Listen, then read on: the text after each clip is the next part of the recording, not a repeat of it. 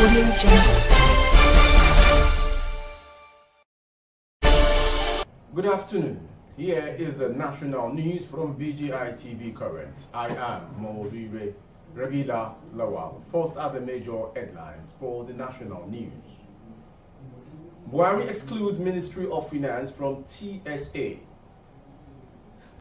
Sudan crisis, reps meets Foreign Affairs Minister Nitcom Nema.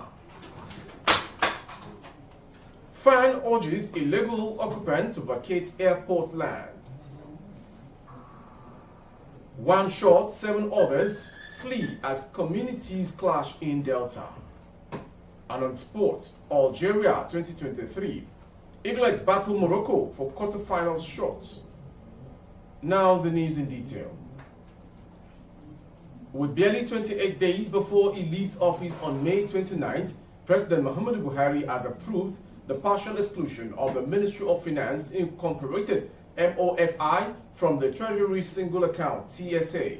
He has also granted the request of the board of MOFI to charge management and transaction fees and the inclusion of the Minister of Power in the Governing Council.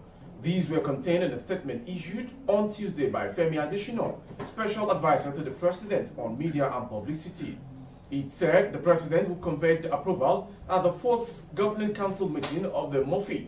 Recall that the new Mofi was launched on February 1st, 2023 to transform it from a registry of investment records to a world-class asset and investment management company.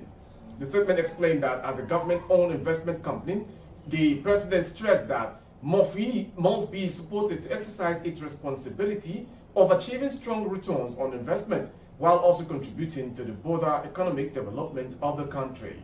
He commended the Minister of Finance, Budget and National Planning, Zainab Ahmed, the Chairman Board of Mofi, Shamsuddin Usman, and the entire executive team of Mofi for the job well done 3 months after inauguration.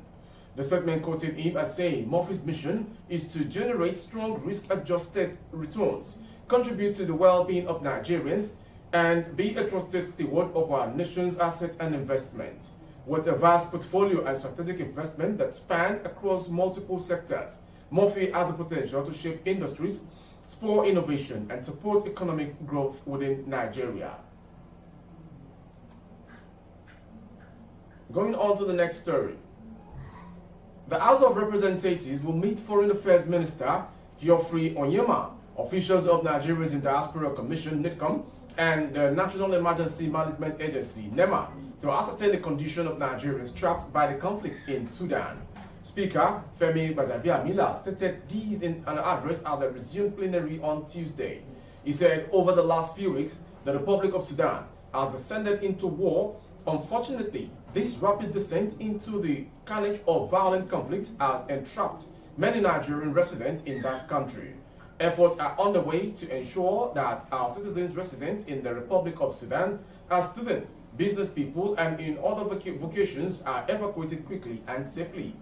I have requested the chairman of the House Committee on Foreign Affairs to invite the Honorable Minister of Foreign Affairs and officials from the Nigerian Diaspora Commission, NIDCOM, and the National Emergency Management Agency, NEMA, to appear before the House to give an account of the status of evacuation efforts.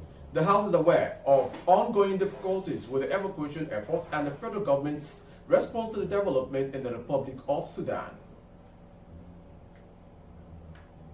Going on to the next story. The Federal Airport Authority of Nigeria has issued a warning to all illegal occupants of airport lands to vacate the premises for their own safety and security.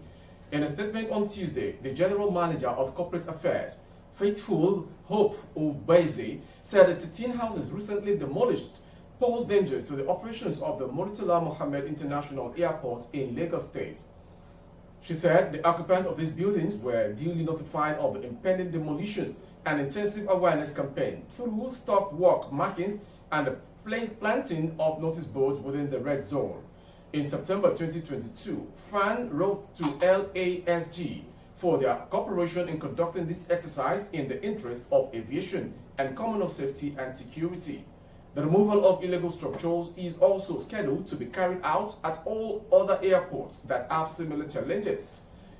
Hope further explained that the area of land currently housing the airport was acquired for public use by the federal government through the Land Acquisition Ordinance by the Government Officials Gazette in 1944, 1972, and 1975 respectively. She noted that Faan noticed some encroachment within its acquired land, and a committee was set up to investigate and advise those encroaching to cease and desist from such actions sometimes in 2000. Going on to Delta State. There is a palpable tension in riverine communities of Delta State as one person has been shot with severe bullet wounds while several others fled on off when indigents of the Alota community in Ugeli South local government area were attacked fishermen from neighboring Oboro community in Burutu local government area of the state. The incident, which occurred on Sunday, has created palpable tension in both riverine Ijo and Urubo communities in the area. It could be recalled that internal communal plot crisis between these two people, Ijo and Urubo communities, had caused untold hardship in the area since the mid-90s, after which incident the infamous Buhari crisis erupted. Speaking with correspondents on ground over the incident, Mr. Angor, who hails from Oboro community, said, yes, the incident occurred on Sunday. About 8 persons were fishing in a lake across the river, which belongs to Oboro community, when the assailant from our neighboring Alote community attacked. The assailant shot at them while they were fishing, and one of them sustained serious bullet wounds, whose right hand is condemned. In fact, the bone of the hand is broken into 2, and its flesh that was older than it when it was taken to the neighboring Bomadi General Hospital for treatment. I don't really know the next line of action now, he said. To end the news is a sports story. Nigeria's Golden Eaglets are bidding to book a place in the quarterfinal of the Under-17 Africa Cup of Nations with a tasty tie against Morocco today, knowing they would get closer to their target of qualifying for the World Cup with a victory over the North Africans. Favor Daniel's strike from a goal-mouth Millie 14 minutes from time handed the 5-time world champions all 3 points against Zambia at the State Mohamed Amoli on Sunday evening, but Morocco will enter the tie as the leaders of the group after they defeated South Africa's Amajumbo 2-0. However, the Eaglets can leapfrog their opponents on the table by beating them at the Mohamed Amalu Stadium, Constantine today, and qualify for the round of 8. President of Nigeria Football Federation, Alhaji Ibrahim Musa Gusau, during a visit to their camp, urged them to go for another 3 points in the clash. Let me start by congratulating you on your victory over Zambia on Sunday. He began, it was a tough game, but your quality showed in your ability to pick all the 3 points. However, nothing has been won yet. You must go all out against Morocco to achieve victory and bounce back to the top of the group. It is important to assure of your qualification to the knockout stage early so that you avoid all kinds of permutations before the last match of the group phase. Nigerians are watching and supporting you in scores, millions of Nigerians at home, and you cannot afford to disappoint our people. Meanwhile, Morocco coach Saeed Chiba said the pressure is on the coach Unduka Ubade-led team. He said, winning the first game is important because it prepares you for the next matches. Now, the pressure is on the other teams, Nigeria and Zambia. When you win, it is still a difficult path for us, and we can't take the things easy. We need to step up our level against the Golden Eaglets of Nigeria.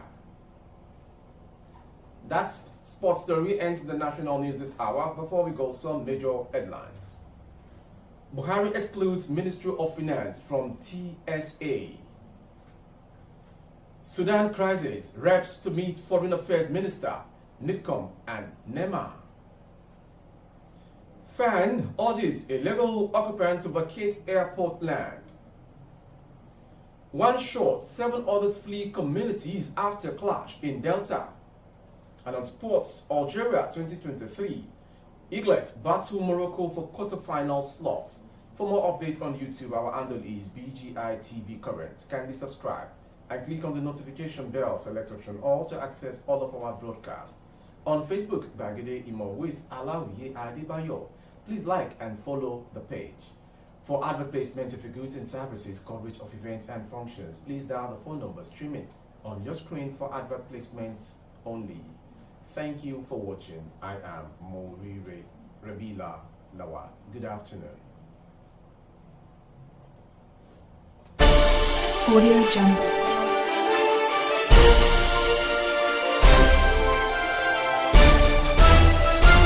Audio Jungle. Audio Jungle.